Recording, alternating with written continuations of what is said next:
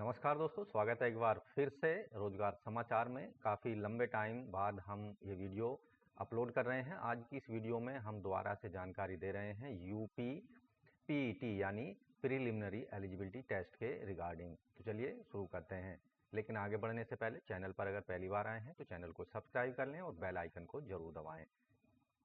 रोजगार समाचार डेली हिंदी में जानने के लिए आओ शुरुआत करें नए कल की। तो दोस्तों, उत्तर प्रदेश अधीनस्थ सेवा चयन आयोग यूपी ट्रिपल एससी के द्वारा प्रीलिमिनरी एलिजिबिलिटी टेस्ट पीईटी 2025 के लिए नोटिफिकेशन जारी कर दिया गया था।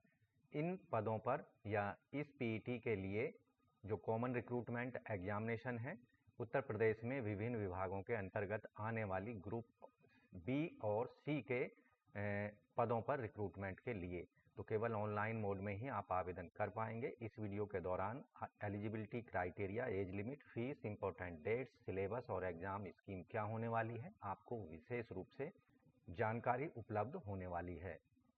तो दोस्तों, हम आ चुके हैं उत्तर प्रदेश अधीनस्थ सेवा चयन आयोग लखनऊ के द्वारा जारी किया गया विज्ञापन संख्या 1/2025 प्रारंभिक अर्हता परीक्षा यानी प्रीलिमिनरी एलिजिबिलिटी टेस्ट पीईटी 2025। इस विज्ञापन को 2 मई को जारी किया गया था। ऑनलाइन आवेदन करने की अंतिम तिथि है 17 जून तक और आवेदन में कोई गलती हो गई तो उसमें आप सुधार कर सकते हैं 24 जून 2025 तक। आपको याद रखना है, पीईटी 2025 के लिए केवल ऑनलाइन मोड में ही आपको आवेदन करना होगा। उसके लिए upSSC.gov.in की वेबसाइट पर आपको जाना होगा एप्लीकेशन फॉर्म सबमिट करने के लिए। अब प्रारंभिक अर्हता परीक्षा असलियत में है क्या, तो आपको बता दें, उत्तर प्रदेश के जो द्विस्तरीय परीक्षा प्रणाली है, जब से उत्तर प्रदेश सरकार ने इसे लागू किया है, यूपी ट्रिपल एससी के अधिकार क्षेत्र में आने वाले विभिन्न विभागों के अंतर्गत विभिन्न प्रकार के रिक्त पदों पर चयन के लिए सभी इच्छुक उम्मीदवारों से प्रारंभिक अर्हता परीक्षा में प्रतिभाग लेना या पीईटी को पास करना अनिवार्य कर दिया गया है। जब तक आप पीईटी का वैलिड स्कोर कार्ड हासिल नहीं कर लेते हैं, पास नहीं कर लेते हैं, तब तक आप उत्तर प्रदेश के विभिन्न विभागों में आने वाले परीक्षाओं में आप आवेदन नहीं कर सकेंगे। इसके अंतर्गत ऐसे कैंडिडेट जो पीईटी को क्वालिफाई कर लेते हैं, उन्हें समूह ख और ग के पदों पर सीधी भर्ती के लिए वो आवेदन कर सकते हैं मुख्य परीक्षा के लिए। इस परीक्षा को पास करने के बाद में संबंधित कैंडिडेट 7वें वेतन आयोग के पे बैंड 2 यानी 9300 से लेकर 34,800 ग्रेड पे 4600 से कम की सीधी भर्ती पर आवेदन के योग्य हो जाते हैं। साथ ही वेतन बैंड 1 यानी पे लेवल 1 के अंतर्गत 5200 से लेकर 20,200 ग्रेड पे 1900 के विभिन्न विभागों में आने वाले पदों के लिए आप एलिजिबल हो जाते हैं। तो आपको समझ आ गया होगा कि क्यों महत्वपूर्ण है यूपी पीईटी की परीक्षा को पास करना। तो ऑनलाइन आवेदन ही आपको करना है। ऑनलाइन आवेदन करते समय आपको सबसे पहले अपना रजिस्ट्रेशन कराना है upSSC.gov.in की वेबसाइट पर जाकर फोटो और सिग्नेचर को अपलोड कर देना है। तीसरा जो काम होगा, फॉर्म में जो विशेष विवरण है एप्लीकेशन फॉर्म को डिटेल में फिल करना है। और पांचवा जो काम करना है, आपको ऑनलाइन मोड में अपनी फीस पेमेंट करने के बाद में एप्लीकेशन फॉर्म को फाइनली सबमिट कर देना है। इसके बाद फॉर्म सबमिट हो जाने के बाद में उसका एक प्रिंट आउट लेकर अपने पास सुरक्षित रख लेना है, जिससे आप फ्यूचर में उसका इस्तेमाल कर सकें। पीईटी की परीक्षा में भाग लेने के लिए जो न्यूनतम शैक्षिक योग्यता है वो 10वीं क्लास रखी गई है। और अगर ऐसे कैंडिडेट जिन्होंने 12th क्लास या ग्रेजुएशन या पोस्ट ग्रेजुएशन की है, वो भी इन परीक्षा में आवेदन कर सकते हैं। साथ ही आयु सीमा की जो बाध्यता है, कम से कम आवेदक की आयु सीमा 18 साल होनी चाहिए और अधिकतम आयु सीमा 40 साल होनी चाहिए। यहाँ जो ऐसे कैंडिडेट हैं जो SC ST वर्ग को ताल्लुक़ करते हैं, SC ST को 5 साल की अधिकतम आयु सीमा में छूट होगी, OBC को 3 साल की छूट होगी और PWD को 10 साल तक की छूट दी जाएगी अधिकतम आयु सीमा में।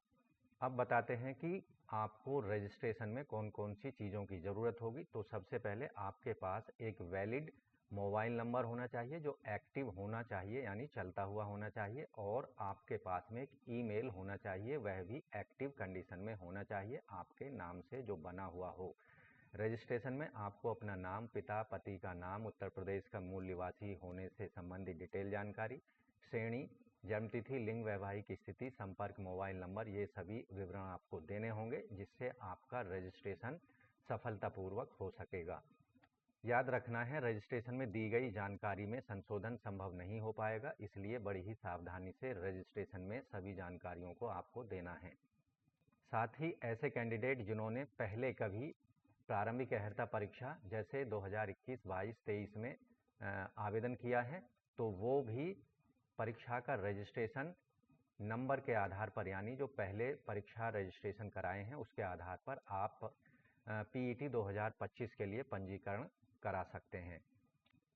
आवेदन करते समय आपको कम से कम 6 महीने, अधिकतम 6 महीने पुराना फ़ोटो ही आप, जो कि कलर होना चाहिए, अपलोड किया जा सकता है। उससे ज़्यादा पुराना फ़ोटो आप अपलोड नहीं कर सकते हैं। फ़ोटो एकदम साफ़ होना चाहिए, यानी स्कैन उसको अच्छे से करना है जिससे वो ब्लर्ड ना हो। यहाँ आप देखेंगे फ़ोटो अपलोड करने से कुछ महत्वपूर्ण जानकारियाँ दी गई हैं, उनको अच्छे से समझ लेना है और उसके अकॉर्डिंग ही अपने फ़ोटो को स्कैन कर लेना है। फ़ोटो का अधिकतम साइज़ 50 से 100 KB तक अपलोड किया जा सकता है, जेपीजी या जेपीईजी फॉर्मेट में। इसी तरह अंग्रेजी या हिंदी में आवेदक अपना हस्ताक्षर अपलोड कर सकते हैं 30 से 50 KB साइज़ में, जेपीजी या जेपीईजी फॉर्मेट में। अब बात करते हैं शुल्क भुगतान की। फ़ीस पेमेंट कैसे करना है, तो आपको ऑनलाइन मोड में ही अपना फ़ीस पेमेंट करना होगा। Credit card, debit card, net banking, UPI या एसबीआई ई चालान के माध्यम से। अगर ई चालान के माध्यम से आप फ़ीस पेमेंट करना चाहते हैं तो एसबीआई का ई चालान फॉर्म ऑनलाइन मोड में आप वेबसाइट पर जाकर डाउनलोड कर सकते हैं, UPSSC की वेबसाइट के माध्यम से। यहाँ उसका इस्तेमाल आपको एसबीआई की ब्रांच में जाकर अपनी एप्लीकेशन फॉर्म को, एप्लीकेशन फ़ीस को सबमिट कराना होगा और उसको स्कैन करने के बाद में आपको अपलोड भी करना होगा। एप्लीकेशन फ़ीस सफलतापूर्वक पेमेंट हो जाने के बाद में सभी आवेदकों को उसका एक प्रिंट आउट लेकर अपने पास सुरक्षित रख लेना है। अब बात करते हैं कितनी एप्लीकेशन शुल्क या आवेदन शुल्क पेमेंट करनी है। अनारक्षित के लिए 185 रुपये, जबकि ओबीसी के लिए 185, और यहाँ SC ST को 95 रुपये और दिव्यांगजनों PWD को केवल 25 रुपये फीस पेमेंट करनी होगी, केवल ऑनलाइन मोड में, जैसा कि पहले हम बता चुके हैं। अगर दोस्तों एप्लीकेशन फॉर्म में कुछ गलती हो गई है और एप्लीकेशन फॉर्म आपने सबमिट भी कर दिया है, फीस पेमेंट भी कर दी है, तो उसमें एक चांस आपको संशोधन करने का मिलेगा। इसके लिए अभ्यर्थी को आयोग की वेबसाइट पर होम पेज पर उपलब्ध कराए गए मॉडिफाई सबमिटेड एप्लीकेशन पर क्लिक करके लॉगिन करेंगे। उसके पास मोबाइल नंबर, ईमेल आईडी पर एक पासवर्ड OTP भेजा जाएगा, उसका इस्तेमाल करके आपको लॉगिन कर लेना है और अभ्यर्थी को अपने पंजीकृत मोबाइल ईमेल आईडी में किसी प्रकार के संशोधन की अनुमति नहीं होगी, जैसा कि हमने वीडियो के स्टार्टिंग में ही बताया। परंतु आवेदन पत्र के अन्य विवरण में आप संशोधन या रेक्टिफिकेशन या एडिटिंग कर सकते हैं। एप्लीकेशन फॉर्म में संशोधन करने की अंतिम तिथि रखी गई है 24 जून 2025 तक। शैक्षिक योग्यता कम से कम जो पीईटी 2025 के लिए रखी गई है वो हाई स्कूल रखी गई है, पहले भी हम वीडियो के स्टार्टिंग में इसकी जानकारी दे चुके हैं। ऐसे कैंडिडेट जिनके पास हायर क्वालिफिकेशन है, 12th, ग्रेजुएशन या पोस्ट ग्रेजुएशन, वो भी इस परीक्षा में शामिल हो सकते हैं। ये ऑप्शनल होगी, हायर एजुकेशनल जो है वो ऑप्शनल है। यहाँ सभी कैंडिडेटों की जो आयु सीमा है, जैसा कि पहले हम बता चुके हैं, 1 जुलाई 2025 के आधार पर कम से कम 18 साल और अधिकतम 40 साल होनी चाहिए। SC ST को 5 साल, OBC को 3 साल, एक्स सर्विसमैन को 3 साल और PWD को 10 साल तक की अधिकतम आयु सीमा में छूट दी जाएगी। जैसा कि आपको बताया गया है, लिखित परीक्षा इस परीक्षा में शामिल होने के लिए कराया जाता है UPSSC के माध्यम से। ये परीक्षा एक या एक से अधिक शिफ्टों में आयोजित की जा सकती है। परीक्षा का जो कार्यक्रम है वो UPSSC के माध्यम से आपको आयोग की वेबसाइट पर अपडेट किया जाएगा। पीईटी, यूपी पीईटी की स्कोर कार्ड की जो वैधता होती है यहाँ वो केवल आगामी 3 वर्षों के लिए ही वैलिड होता है। यानी यूपी सरकार द्वारा जारी किए गए विभिन्न विभागों में पदों पर आप केवल उस परीक्षा के माध्यम से, स्कोर कार्ड के माध्यम से 3 वर्षों तक आवेदन के पात्र होंगे।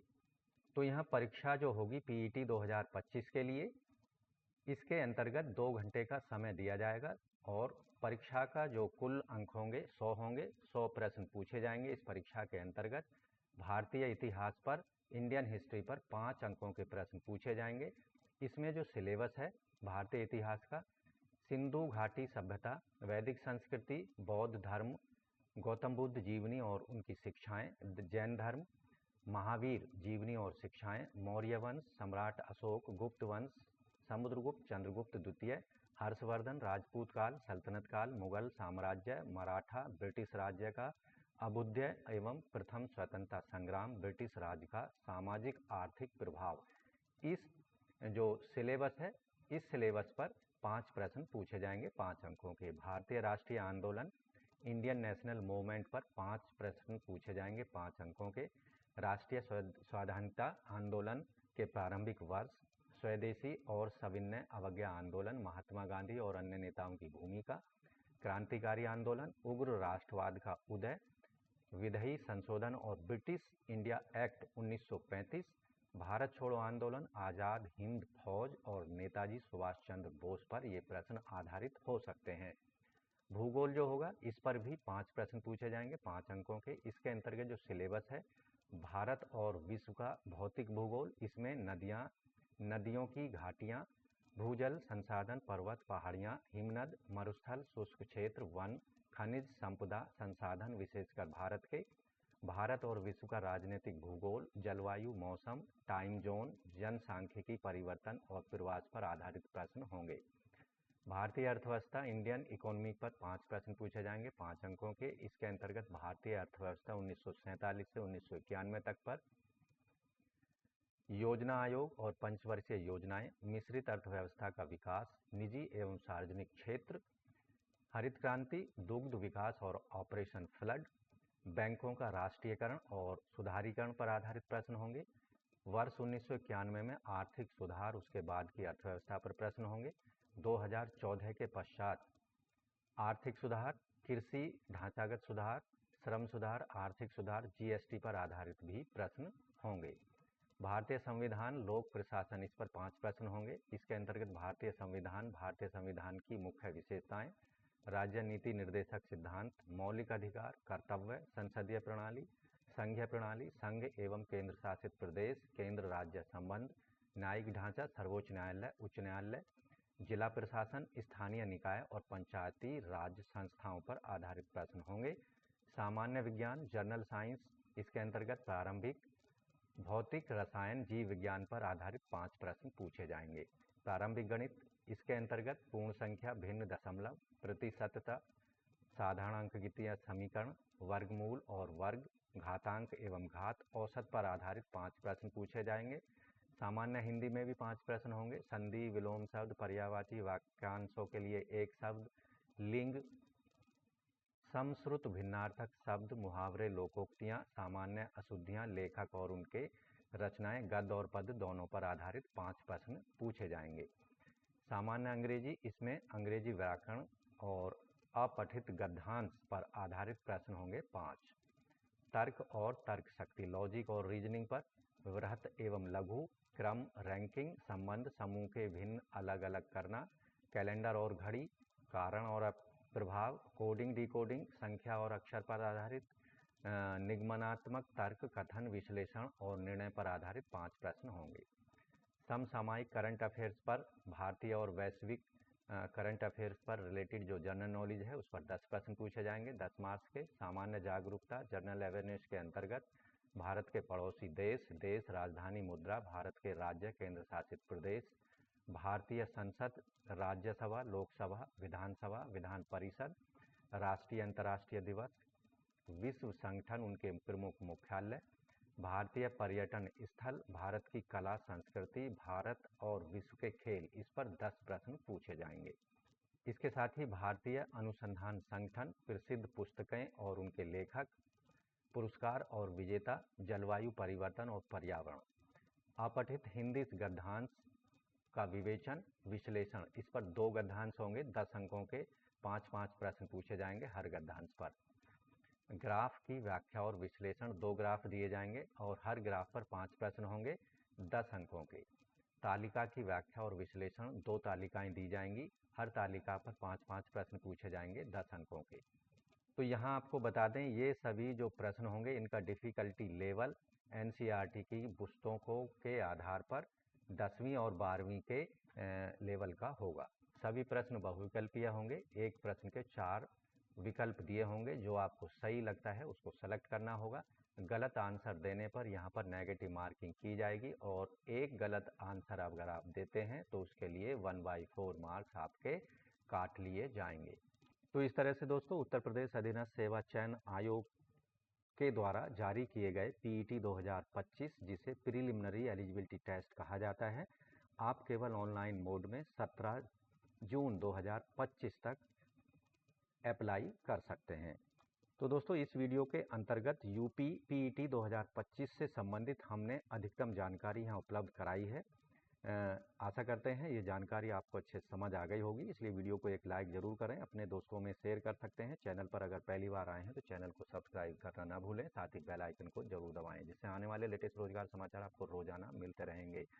इस एडवर्टाइजमेंट का लिंक और ऑनलाइन आवेदन करने का लिंक आपको इस वीडियो के डिस्क्रिप्शन में उपलब्ध कराया जा रहा है, उसका इस्तेमाल आप डायरेक्ट जाकर कर सकते हैं वीडियो के डिस्क्रिप्शन में।